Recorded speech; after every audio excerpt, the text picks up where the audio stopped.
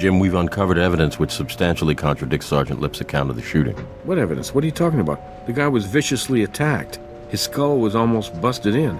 I mean, it's not like he's going to have some photographic memory of exactly what happened.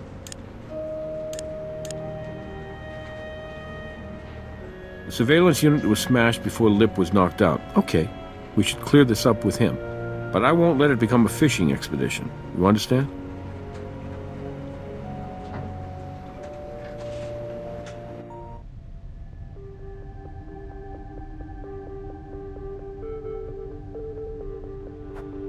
What's going on here, Captain? Just a few follow-up questions, Tim. We just need to document everything for the record. No, like I said, tall, Hispanic male, wearing a business suit, approached me, showed me an FBI badge and ID. Look, do you need me to sit with a sketch artist? I can do that if it'll help.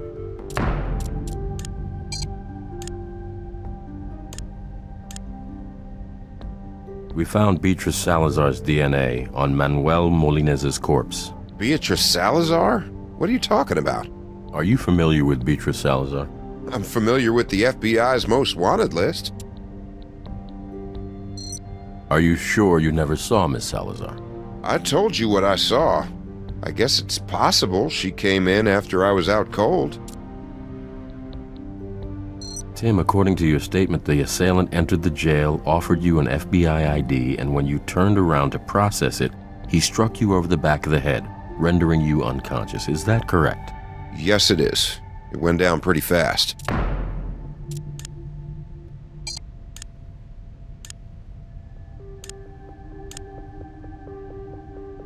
You see this little piece of plastic? It comes from that unit which records all the footage from the surveillance cameras. We found it stuck inside the slide of the gun that struck you. Problem is, we found your blood on top of it, not underneath as you'd expect, if your statement were accurate. It looks as though the DVR was struck before you were. I don't know how that could have happened. Wait, couldn't he have hit me more than once, like after I was out? If you were struck more than once, we should be able to tell from the pattern of the bruising. I don't know about that. I've had about enough of people touching my head today. Sergeant Lip, let's not make this more complicated than it needs to be. If necessary, I'll get a warrant. Damn it. Okay, do what you have to do. This won't hurt at all. My partner just needs to take a picture.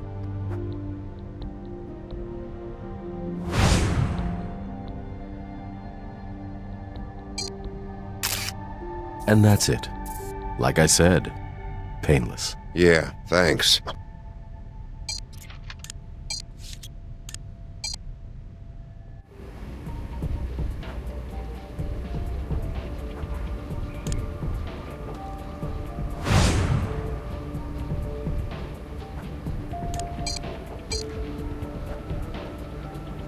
I only see evidence of a single wound. The bruising on Sergeant Lip's head is a perfect match to the shape of the murder weapon. That little divot there is right where the DVR shard was, and those ovals are consistent with the finger placement of someone holding the gun by the grip. There's something strange about the angle, though. The gun was upside down. To strike someone with a gun while you're holding it by the grip, you're either hitting with the butt, like a hammer, or with the side of the gun like you're swinging a haymaker punch or slapping someone. If Sergeant Lip was struck from behind like he says he was, then the gun would be right side up. Sergeant Lip did this to himself.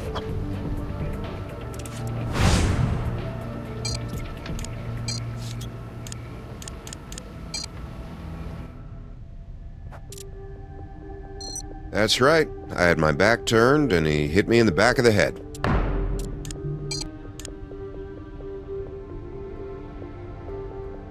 Here's the problem, Tim. You see those oval patterns right there? They indicate the gun that hit you was held by the grip. And if you were hit from behind, like you said, well then the gun should be right side up. And it's not. Yeah, sure, the first time he hit me, but what about after I was out? He could have hit me again, right?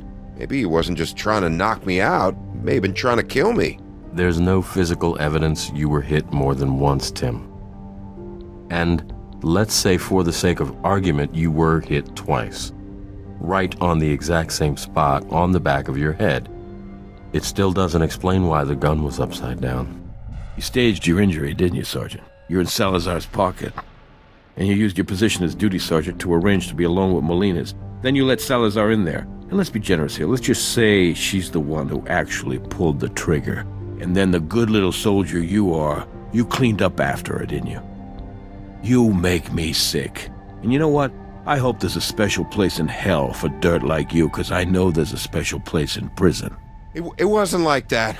I mean, look, you gotta understand, I'm in way over my head here. You're right. It was a setup. After Molina's was booked, I got a call. Same call I always got, if Salazar needed something from me. This time, the voice on the other end of the line is telling me to keep my eye on Molina's. Turns out I don't need to look very hard, because the sheriff calls me almost immediately with the order to have Molina's moved out to Pendleton and transferred to federal custody. So I call my contact back, give him the tip. Then he starts asking me to describe the Pendleton facility and the security detail handling the transfer, and that's when I realize Salazar's going to take Molina's out. I decide to assign myself the transfer just so nobody else gets hurt.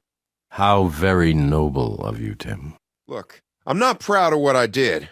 This is all way beyond anything I've had to do for Salazar before. Usually it's just about providing certain information now and then. I can't. You can't. Or you won't. I wasn't there. All I did was unlock the door, and then I got the hell out of there. Why do I find that so hard to believe? You gotta believe me.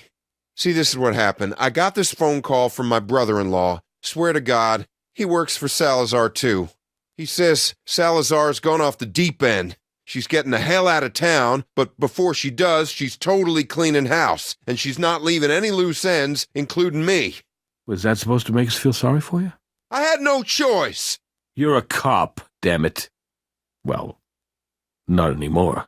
Come on, we're talking about my sister and her kids here, all right? Salazar was gonna kill him if I didn't help her. Don't you get it? When she finds out I'm in custody, she's gonna kill him anyway. What's your sister's address? What's her address? Come on, we don't have much time. I don't know where they are. That's the point. Salazar has them? No, her husband, my brother-in-law, he hid them someplace. I don't know where. I can't reach him. I haven't been able to reach him since he called to tell me Salazar was cutting bait. I think Salazar may have gotten to him. And if she did, my sister and her kids, they're dead. There's nothing more you can do. They're dead. Okay, so who's your brother-in-law? He works for the FBI. Special Agent Huntby. Gene. My brother-in-law is Gene Huntby. Nice work, guys. Just got off the phone with the DA. Sergeant Lip is going to be charged as an accessory to murder. Was Brass able to locate Lip's sister? Not yet. He gave us Sergeant Lip's cell phone number and an Attorney General's waiver. Lip's been in contact with his brother-in-law, Huntby, within the last 24 hours. So, Brass is hoping we'll be able to find Huntby before it's too late for his wife and kids. We know Huntby's last cell phone call to his brother-in-law pinged a cell tower over in North Las Vegas. Brass has his guys checking hotels in the area, but so far, nothing. I can't tell you how bad I want to take down Huntby, but making sure his wife and kids are safe is now our #1 priority. The key to finding the family is finding Huntby. So track him down. I know if anybody can do it, you can. Keep me informed.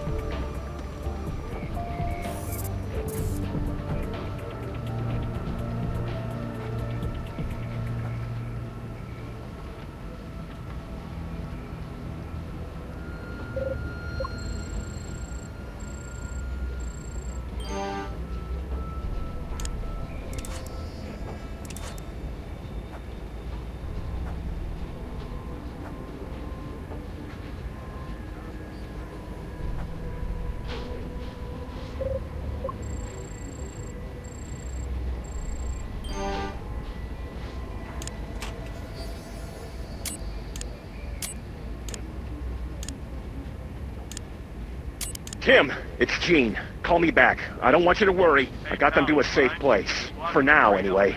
Look, I'll be honest. The This is all unraveling so fast. I don't know how long I can... Waiting on some jerk to get out of the way so we can take... Just hang on for one damn minute, will you?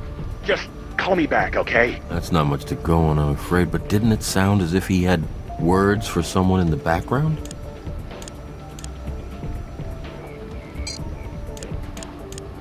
Hey, pal, you mind? You're blocking the freight elevator. Hello? Yeah, we're at Gleason's right now. Waiting on some jerk to get out of the way so we can take the stuff upstairs. Gleason's. Why does that sound familiar? You know, when I first moved out here with my whole life in tow and I wasn't exactly sure how long I was going to stay, a friend of mine suggested a storage facility. And I seem to remember the name being... There it is. Gleason's Family Self-Storage.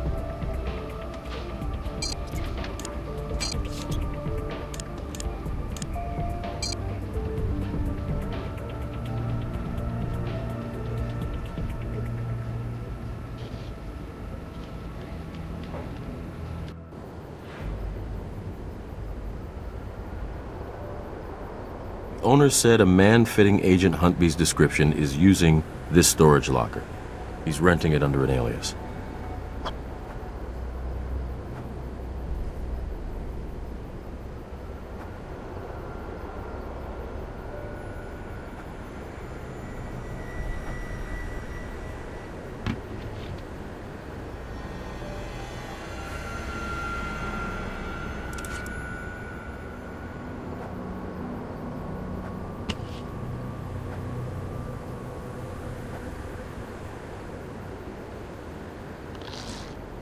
Huntby's wife and children, this may be useful.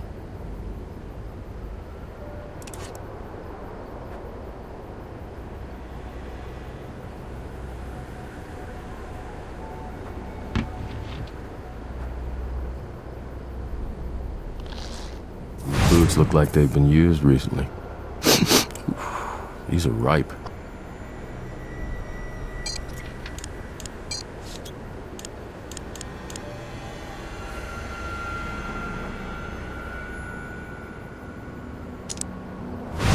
Looks like we found the source of that smell.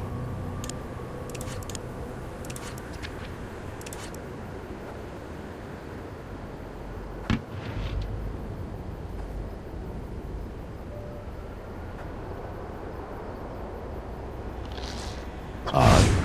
Why go through so much trouble just to keep some blank papers safe?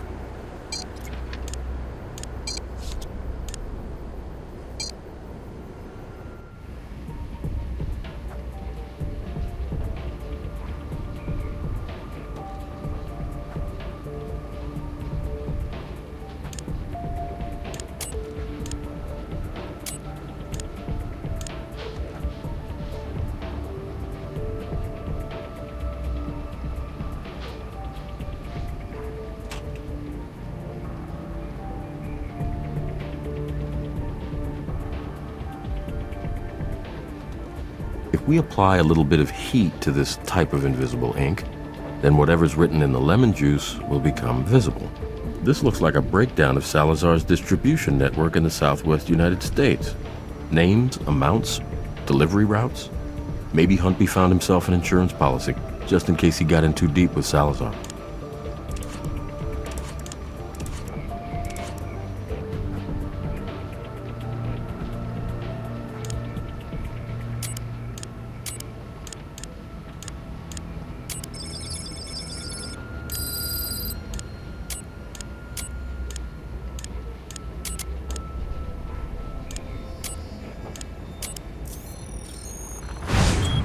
Lysichiton americanus, the common skunk cabbage.